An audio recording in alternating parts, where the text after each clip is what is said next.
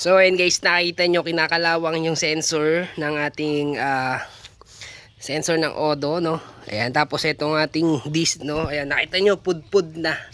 So i-upgrade natin, no. Meron tayo dito. Ayan, ipapalit natin TMM. Ayan, may kulay siya ano, silver, blue, black. No, meron diyan yung purong silver. Meron naman na red, no. Ayan guys, ano siya, may kasama ng bracket. Tapos yung bracket niya guys, may dalawa ng tornilyo, no. 160 mm and disc brake. Ayan, upgrade tayo. Tapos ano din, kasabay na natin yung sensor disc ng odometer. Ayan, speedometer.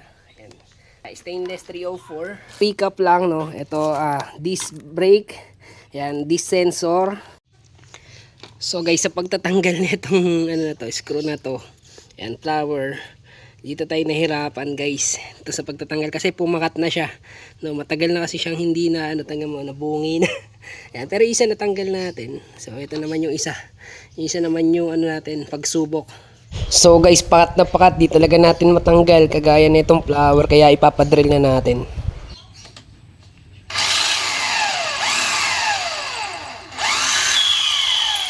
So yun guys, sa wakas natanggal rin, medyo nahirapan tayo, pero worth it naman yung drill, no. Naisipan na din namin welding, kaso nga baka may maapektuhan na wirings or mga sensitive na ano natin sa loob. And naisipan din naman namin siyang grinderin, kaso nga wala dito yung grinder, kaya drill na lang. Na-stuck na isang taon yung motor eh. Busas din pala yun, nabusas din. So ayun guys, natanggal na natin yung caliper, kaya naman tinatanggal ko na yung gulong. Medyo madali lang naman tong tanggalin yung axle dito. So guys, ito naman yung challenge sa atin, yung mga ano, bolts nung disc brake saka nung sensor. So ayun guys, kahit kinakalawang is nagawa natin ng paraan, gumamit tayo ng WD-40, kaya naman natanggal natin. Ito na, natanggal ko na yung disc brake saka yung sensor. Ito guys, yung stainless 304 na sensor, no, ng ano natin, speedometer. Ayan, sana hindi siya kalawangin, maganda naman, makintab saka aesthetic nung looks niya. And ayun guys, sana basahin siya. Based naman sa mga nababasa ko is maganda naman talaga yung quality nito. Kaya ito na rin talaga yung ni-request natin. And ayun guys, pinadala nga siya sa atin at makakabit na natin.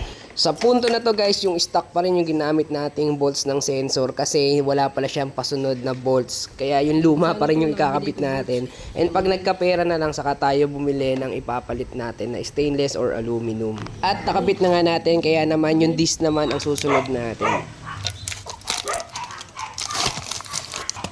So guys, uulitin ko, 260 mm nga pala to, itong size nito, at meron siyang kasamang bracket.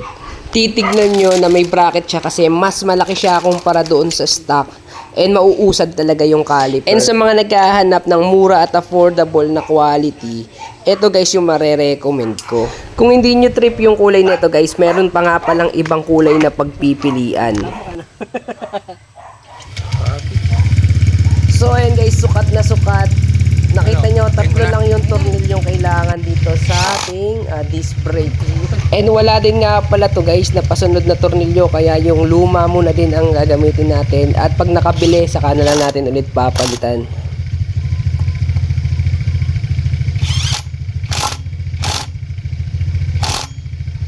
So ayan guys, sa haba ng araw is napalitan na natin yung ating stock na disc brake saka sensor disc. Ito na guys, naikabit na natin sa wakas.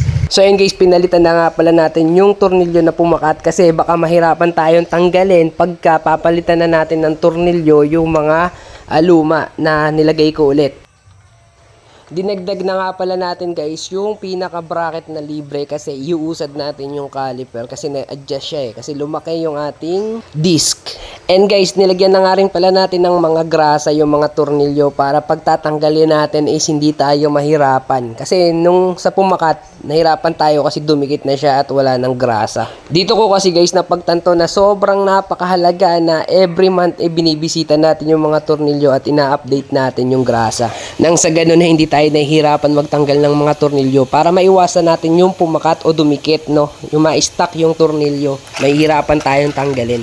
So ayan guys, yung ginamit natin dalawang tornilyo dito is yung libre dun sa ating disc brake. Ayan, may dalawang tornilyo na siya na pasunod.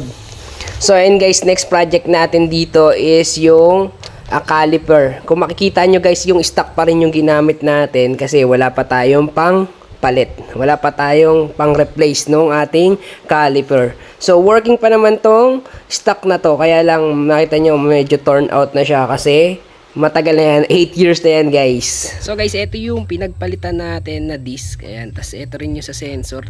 Ayan, yung disc ng sensor. Puro kalawang na. Ito yung pinalit natin.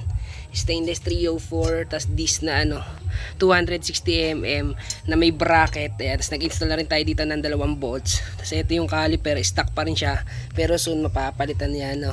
Tas nagpalit na rin tayo ng preno. So ayan guys, naging big disc na. Ito yung pinagpalitan na stock. Ayan, tas ito yung kapalit. Karawash na natin. Napableed na rin natin to, yung caliper. Ayan, sa preno, no. So ayan guys, kung gusto niyo ng ganitong disc na 260mm, no, na big disc, saka tong sensor na to, stainless speedometer na may bracket pa to, no, yung disc natin, ilalagay ko guys sa yellow basket.